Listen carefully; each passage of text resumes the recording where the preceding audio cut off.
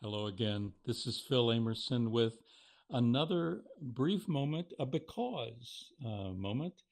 Uh, why do we live as people of faith? Well, because. And today I want to talk about scriptures.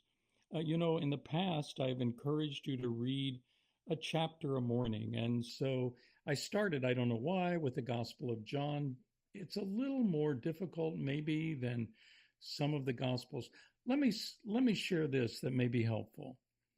The scriptures are not written as a rule book or as a spiritual remedy collection.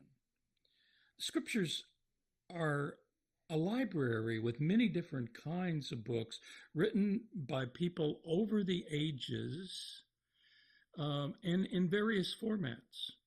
There is poetry, there is history, there is the opportunity for song and for sermon and for prophecy. And there's those strange scriptures that are apocalyptic, that are full of symbols about the future or about what life is about. I recently heard of a young man on television who clearly was using scripture and he didn't know he was using it wrongly. He was saying, you know, when these politicians pick on the other party, they're going to learn someday that they're going to have to turn the other cheek and they'll get back what they're giving. I laughed and I thought, that's not what Jesus said about turning the cheek at all. It's not about retribution. It's about when someone is abusive or betraying you, the response isn't to fight back.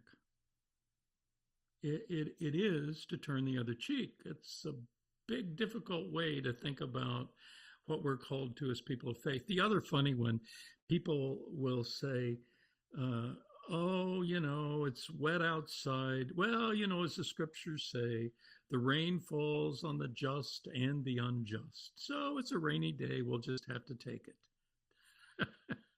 It's just the opposite of what the scriptures mean. The rain falls on the just and the unjust is saying in this arid, dry world of the Middle East, the good thing comes with rain. And so rain falls on the just and the unjust. Oh, scriptures are so critical, but unless you're reading them and struggling to think about what's being said, so quickly we turn what is meant in the scripture upside down and inside out. So read a little bit. The Gospel of John, the second chapter, talks a bit about Jesus turning water into wine.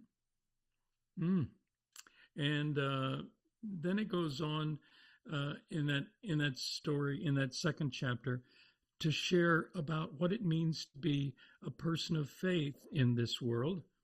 And I won't bore you with all that story, but it's a pretty important one.